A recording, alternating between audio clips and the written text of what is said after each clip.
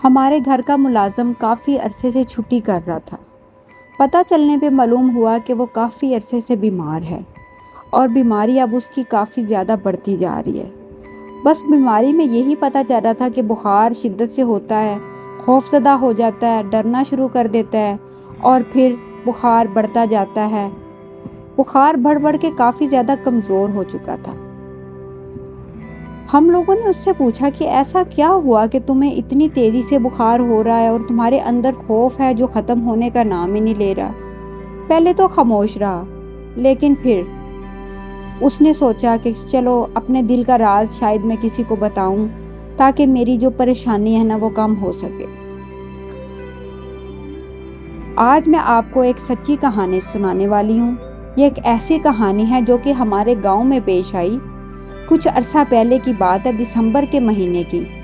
بہت زیادہ سردی کا دن تھا اور سردی کے دن میں ایک بزرگ کی وفات ہو جاتی ہے۔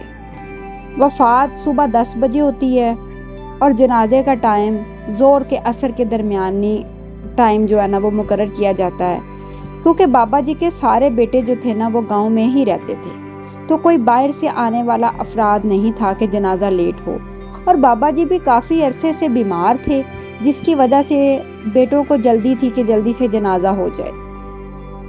سچی کہانی آگے شروع کرنے سے پہلے آپ لوگوں سے گزارش ہے کہ میرے چینل کو سبسکرائب کر دیں، ویڈیو کو لائک کر دیں تاکہ ہر روز میں آپ کے آگے ایک نئی کہانی لے کے آ سکوں۔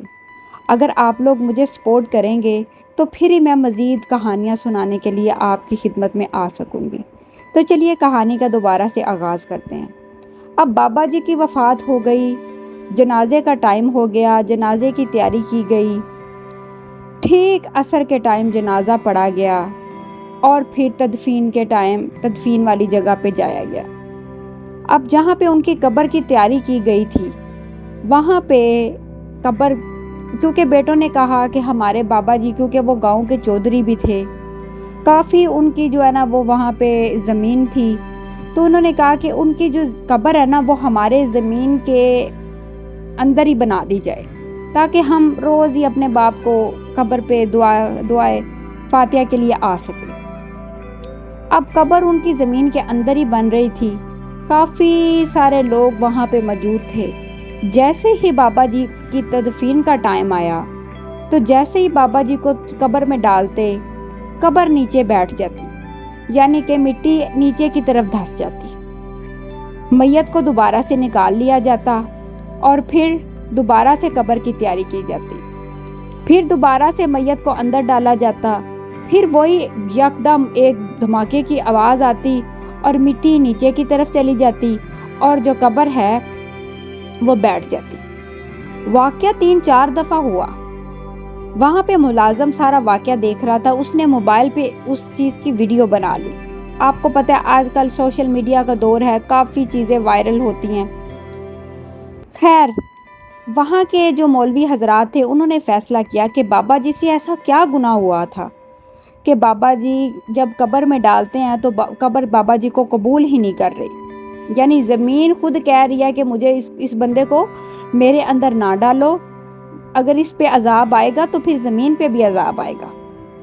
بیٹے تو بیٹے تھے، انہوں نے کہا کہ ہمارا والد تو بہت نیک انسان تھا، اس نے اپنی زندگی میں ہمیں نہیں یاد کوئی ایسا کام کیا ہو۔ مولوی حضرات نے فیصلہ کیا کہ اس بابا جی کی ہم عمر بندہ لایا جائے تاکہ وہ اس واقعے کے بارے میں بتا سکے کہ بابا جی نے زندگی میں کوئی ایسا واقعہ تو نہیں کیا جو کہ باعث شرمندگی ہو، اور وہ ایسا واقعہ ہو جس کی توبہ نہ کر سکے ہوں، جس کی استغفار نہ کر سکے ہوں۔ تو آج ان کے ساتھ یہ سب واقعہ پیش آ رہا ہے۔ خیر، 2-4 افراد ادھر بلائے گئے جو کہ بابا جی کے ہم عمر تھے، ان سے واقعہ پوچھا گیا کہ بابا جی نے اپنی زندگی میں کوئی ایسا واقعہ کیا ہو جو آپ لوگوں کو یاد ہو۔ تو ان افراد میں سے ایک افراد نے کہا کہ ہاں، مجھے ایک واقعہ یاد ہے جو کہ بہت پرانا ہے لیکن سب کو یاد ہوگا، اور یہ ایسا واقعہ ہے کہ جو کہ بابا جی نے اپنی زندگی میں کیا، اور شاید یہی وہ واقعہ ہے جس کی وجہ سے آج قبر ان کو قبول نہیں کر رہی۔ دوستو، بابا جی نے واقعہ سنانا شروع کیا۔ واقعہ کچھ اس طرح کا تھا کہ بابا جی تھے گاؤں کے چودھری، اور چودھری ہونے کی وجہ سے وہ بہت زیادہ سخت اور بے رحم تھے، کافی لوگوں پہ ظلم کیا کرتے تھے۔ ایک ظلم انہوں نے یہ کیا کہ چند عرصہ پہلے ان کے ڈیرے کے بالکل سامنے ایک وپاری تھا، اس نے چھوٹی سی اپنی زمین لے کے ایک چھوٹا سا ڈیرا بنایا اور اس نے وہاں پہ بھینسیں رکھ لی۔ وہ طرح طرح کی بھینسیں خریدتا، جب عید کے دن آتے تو پھر ان کو وہ خرید و فروخت کرتا۔ اس نے 3.5 لاکھ روپے کی ایک بھینس خریدی، اور جو بھینس تھی نا وہ کافی خوبصورت اور کافی ہیلدی تھی۔ اب وہ چودھری کو وہ والی جو بھینس تھی وہ پسند آ گئی۔ اب اس نے وپاری سے کہا کہ تم یہ بھینس مجھے سیل کر دو۔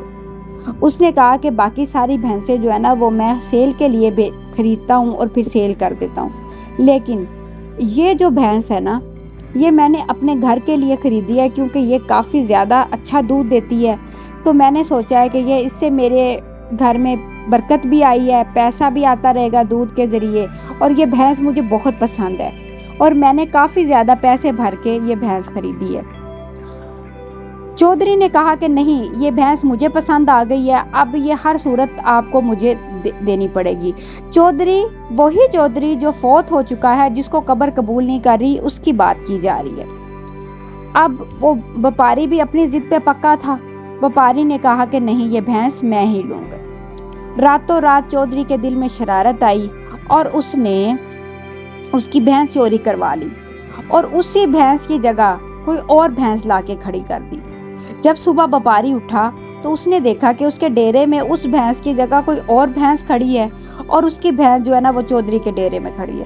اس نے گاؤں والوں کو بلایا اور کافی شور ڈالا کہ یہ بھینس میری ہے، آپ چودھری سے کہیں کہ برائے کرم یہ بھینس مجھے واپس کر دے۔ لیکن چودھری کسی بات پہ آنے کو تیار نہیں تھا۔ اس نے ان لوگوں کو بھی بلایا جس سے اس نے بھینس خریدی تھی، لیکن کچھ نہ بن سکا، کیونکہ وہ گاؤں کا چودھری تھا، سب اس سے ڈرتے تھے۔ لیکن اللہ کی لاٹھی بڑی بے آواز ہوتی ہے۔ انسان اگر زندگی میں کوئی چیز کا حساب نہ دے تو آخرت میں ضرور اس کا حساب ہوتا ہے۔ پھر واقعہ اس طرح ہوا کہ کافی لوگوں کو، بڑے بڑے لوگوں کو پنچایت بٹھائی گئی اور لوگوں کو بٹھایا گیا کہ اس کا فیصلہ کیا جائے۔ تو چودھری اس بات پہ آنے کو تیار ہی نہیں تھا کہ یہ بھینس اس کی ہے، اور نہ ہی وپاری اس بات پہ راضی ہو رہا تھا کہ یہ بھینس میری نہیں ہے۔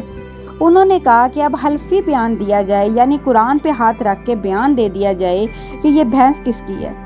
چودھری نے کہا سب سے پہلے میں بیان دوں گا تاکہ گاؤں میں میری عزت بن جائے، میری جو وہ پگڑی ہے وہ اونچی جائے، تاکہ لوگ یہ سمجھے کہ دیکھے چودھری جھوٹا نہیں تھا۔ وپاری بیٹھا سارا واقعہ دیکھ رہا تھا اور وہ بیچارہ آنکھوں میں رو رہا تھا کہ دیکھو میں مظلوم ہوں، میرے پہ ظلم ہو رہا ہے، لیکن میں یہاں کچھ نہیں کر سکتا۔ چودھری نے جلدی سے قرآن پہ ہاتھ رکھا اور چودھری نے کہا کہ جی دیکھیں جی، میں نے حلفی بیان دیتا ہوں، یہ بھینس میری ہے، میں نے اس کو خود خریدا ہے، میں اس کا اکیلا مالک ہوں، تو آپ جو ہے نا میرے بارے میں فیصلہ کر دیں۔ اب جب وپاری کے پاس قرآن لے کے جایا گیا تو وپاری نے قرآن اٹھانے سے انکار کر دیا۔ اس نے کہا کہ میں دنیا نہیں رکھوں گا، میں آخرت رکھوں گا، اور میں نے اس کا فیصلہ اللہ کے حوالے کر دیا اور آخرت پہ چھوڑ دیا، میں اس کو معاف نہیں کروں گا، اور میری گائے اس نے چوری کی ہے، اور جب قرآن کی بات ہے میں قرآن نہیں اٹھاؤں گا، کیونکہ میں اتنی چھوٹی سی گائے کے لیے، چھوٹی سی چیز کے لیے اتنی بڑی چیز نہیں اٹھا سکتا، میں اس کا دینا نہیں دے سکتا، کیونکہ یہ حق نہ حق اگر کوئی بھی اٹھائے تو اس کا دینا پڑے گا۔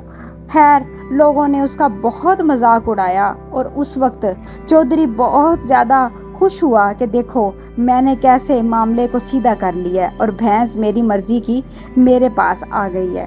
وپاری بہت شرمندہ ہوا، تکلیف میں ہوا، اس کو وہ تکلیف سہ نہ سکا اور اس نے وہ اپنا وہاں پہ جو ڈیرا تھا وہ بیچ دیا، بھینسیں بیچ دی اور اپنے بیوی بچوں کو لے کے دوسرے شہر میں منتقل ہو گیا۔ کافی عرصہ گزر گیا، چودھری یکدم اسی بھینس کی رکھوالی کر رہا تھا کہ وہ بھینس کھڑی مر گئی اور چودھری کچھ نہ کر سکا۔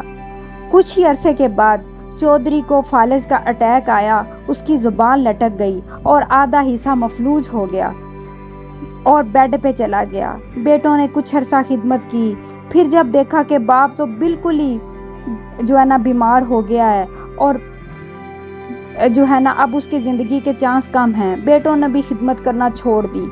چودھری بے سہارا، بے آس مددگار لیٹا رہتا اور اپنی زبان ہی زبان میں آوازوں سے بلاتا، کوئی اس کی بات نہ سنتا۔ ملازم بھی بیٹوں کی بات سنتے، اس کا چودھری پن سب ادھر ہی ختم ہو کے رہ گیا۔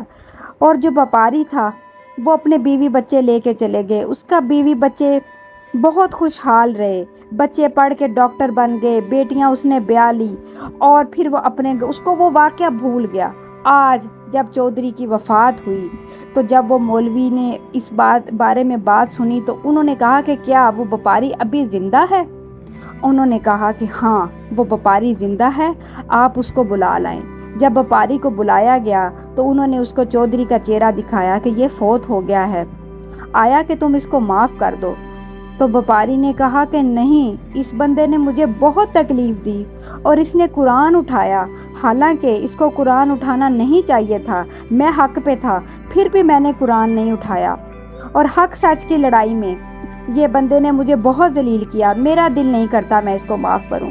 لیکن کافی لوگوں نے اس کو جو ہے نا اصرار کیا اور کافی لوگوں نے کہا کہ نہیں، تم دل چھوٹا نہ کرو اور دل بڑا کرتے ہوئے اس کو معاف کر دو، کیونکہ اب اس کی آخرت کا ٹائم آ چکا ہے۔ اب یہ بندہ اتنی تکلیف میں ہے کہ اس کو قبر بھی قبول نہیں کر رہی۔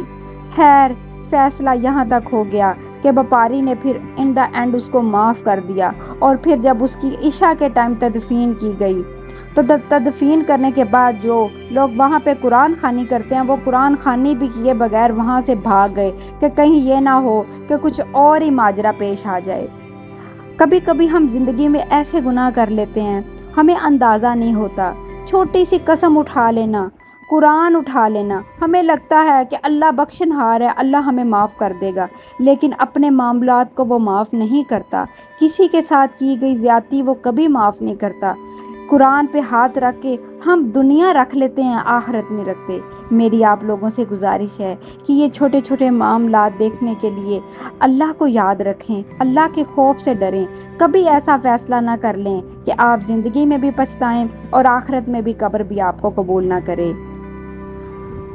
آپ لوگوں سے بس ایک ہی درخواست ہے کہ آپ میرے چینل کو لائک کریں، سبسکرائب کریں، تاکہ میری اور مزید اچھی اچھی کہانیاں آپ کو پیش آ سکیں۔ اللہ حافظ۔